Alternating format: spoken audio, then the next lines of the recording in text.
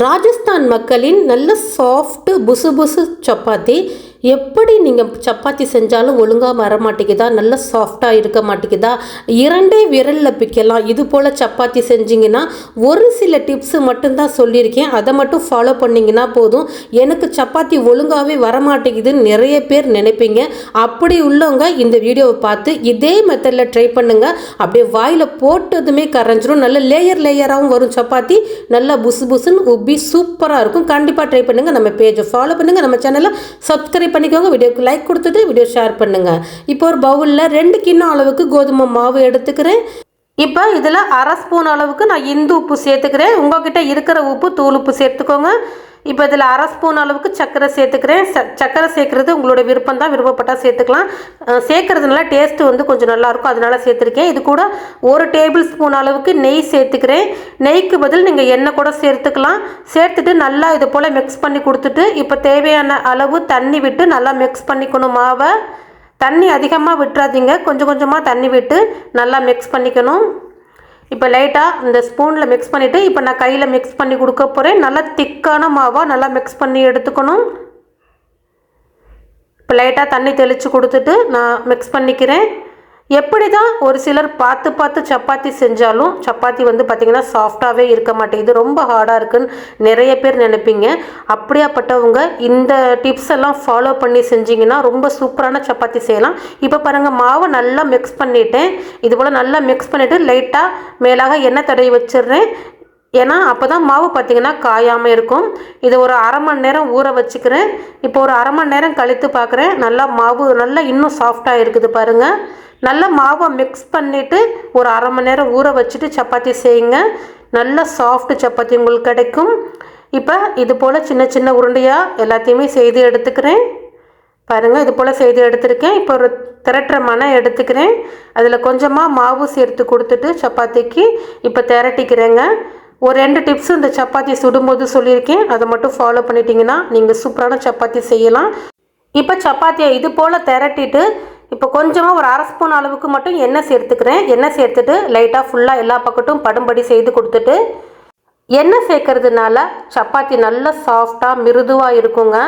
ஒரு சில டிப்ஸு மட்டும் இந்த சப்பாத்தி செய்யும்போது ஃபாலோ பண்ணிங்கன்னா போதும், ரொம்ப சூப்பராக சப்பாத்தி நீங்கள் செய்யலாம். பாருங்கள், இது போல் மடிச்சுக்கிறேன். இது போல் மடிச்சுட்டு நான் வந்து பரத்திக்கிறேன். இப்போ பாருங்கள், இது போல் நல்லா மெலிசாக பரத்தணும். நீங்கள் இது போல் ஸ்கொயர் ஷேப்பாக வேணும்னா இப்படியே கூட நீங்கள் சுடலாம். நான் இன்றைக்கி கொஞ்சம் ரவுண்டாக இருக்கட்டும்னு ஒரு தட்டு, சின்னதாக ரவுண்டு தட்டு எடுத்திருக்கேன். அதில் வந்து நான் ரவுண்டு போட்டு எடுத்துக்கிறேன் சப்பாத்தியை. நீங்கள் ஸ்கொயர் ஷேப்பாக வேணால் அப்படியே பரத்திட்டு கூட அப்படியே செய்யலாம் நீங்கள். இப்போ பாருங்கள், ரவுண்டு தட்டு வச்சுட்டு ஓரத்தில் இருக்க மாவை எடுத்து கொடுத்துட்டு நான் இது போல் செய்துக்கிறேன். இப்படி தான் செஞ்சு ஆகணும்னு அவசியம் இல்லை, நீங்கள் அப்படியே கூட பரத்தி அப்படியே சுடலாம். நான் வீடியோக்காக இது போல் செய்துக்கிறேன். இப்போ அடுத்த சப்பாத்திக்கு இன்னொரு டிப்ஸு சொல்லியிருக்கேன், அது போலையும் செய்யலாம் நீங்கள். பாருங்கள், மாவு லைட்டாக சேர்த்து கொடுத்துட்டு சப்பாத்திக்கு இது போல் பரத்திட்டு லைட்டாக மேலாக கொஞ்சமாக ஒரு அரை ஸ்பூன் அளவுக்கு மட்டும் எண்ணெய் சேர்த்துக்கோங்க. சேர்த்துட்டு இதே போல் மடிச்சுக்கிறேன். பாருங்கள், ஒரு கோன் ஷேப்பில் நம்ம மடிச்சுக்கணும், சம்சா ஷேப்பில் இது போல் மடிச்சுட்டு இப்போ பரத்தலாம். இது போல் மடிச்சும் நீங்கள் பரத்திக்கலாம். பரத்திட்டு இதே போல் நீங்கள் வந்து பார்க்க முக்கோண ஷேப் இருக்கும், அது போல் நீங்கள் சுடலாம். ஆனால் நான் இதையும் வந்து அந்த ரவுண்டு தட்டு வச்சு நான் ரவுண்டு பண்ணி எடுத்துக்கிறேன். பரத்துறது நம்ம இஷ்டம் தாங்க. இது போல் கொஞ்சம் நம்ம மடித்து எண்ணெய் தடவி மடித்து நம்ம செய்யும்போது நல்ல லேயர் கிடைக்கும், அதே டைமில் நல்ல சாஃப்ட் கிடைக்கும். இப்போ தட்டை வச்சு இது போல் ஓரங்களில் இருக்கிறதெல்லாம் எடுத்து கொடுத்துட்டு நான் சப்பாத்தி எடுத்துக்கிறேன். இதே போல் எல்லாத்தையுமே செய்து நீங்கள் சப்பாத்தி செய்யுங்க. சப்பாத்தி திரட்டும் போது நல்லா மெலிசாக திரட்டி இது போல் செய்யுங்க, அப்போ தான் நல்லா சப்பாத்தி பேப்பர் போல் இருக்கும். இப்போ தோசைக்கல் நல்லா சூடுபடுத்திட்டு அதில் சேர்த்துக்கிறேன். அடுப்பை மீடியமாக வச்சு சப்பாத்தி செய்யுங்க. இப்போ ஒரு பக்கத்து வெந்தோன்னா மறுபக்கத்து திருப்பி கொடுத்துக்கிறேன். மறுபக்கத்து திருப்பி கொடுத்துட்டு லைட்டாக எங்கிட்டும் ஒரு 10 செகண்ட் வெந்தோன்னா திருப்பி கொடுத்துட்டு இது போல் செய்யும்போது பாருங்கள், நல்லா புசு புசுன்னு உப்பி வருது. நம்ம வந்து மடித்து போட்டோம் பாருங்கள், அதனால நல்லா புசு புசுன்னு சப்பாத்தி நல்லா உப்பி வரும். ஃபுல்கா சப்பாத்தி போல் ரொம்ப சூப்பராக இருக்கும் சாப்பிட்றதுக்கும். நல்லா 2 பக்கட்டும் மாற்றி மாற்றி கொடுத்து நல்லா வேக வச்சு எடுங்க. இப்போ திருப்பி போட்டுட்டு லைட்டாக ஒரு 1/4 ஸ்பூன் அளவுக்கு மட்டும் எண்ணெய் சேர்த்துக்கிறேங்க. நான் எண்ணெய் அதிகமாகலாம் சேர்க்கலைங்க. சப்பாத்தி பரத்தும் போது ஒரு 1/2 ஸ்பூன், இப்போ ஒரு 1/4 ஸ்பூன், மொத்தமாக ஒரு 3/4 ஸ்பூன்லேருந்து ஒரு சப்பாத்திக்கு 1 ஸ்பூன் அளவுக்கு தாங்க சேர்த்துருப்பேன். நான் அதிகமாக சேர்த்துருக்கேன்னு கமெண்ட்ஸில் சொல்லாதீங்க. ஏன்னா அந்த அளவு கூட சப்பாத்திக்கு சேர்க்கலைன்னா சப்பாத்தி சாஃப்டாக வராது. இப்போ பாருங்கள், அதை எடுத்துகிட்டு மறுபடியும் நான் சப்பாத்தி சேர்த்துட்டு அதே போல் வேக வச்சுட்டு திருப்பி கொடுத்துட்டு 2 பக்கட்டும் மாற்றி நல்லா வேக வச்சு எடுத்துக்கோங்க. இதே போல் எல்லா சப்பாத்தியும் செய்து எடுங்க.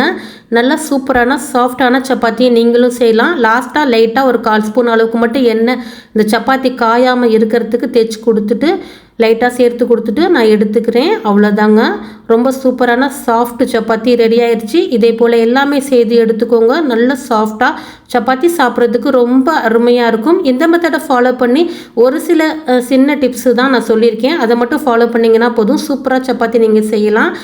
நிறைய பேர் நல்லாவே சப்பாத்தி செய்வீங்க.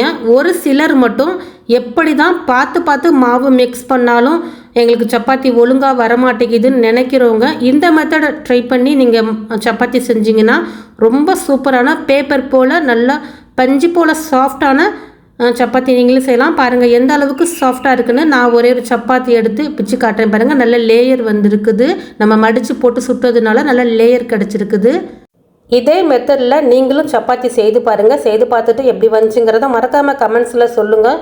வீடியோ பிடித்திருந்தால் லைக் பண்ணுங்கள், ஷேர் பண்ணுங்கள், ஃபாலோ பண்ணுங்கள்.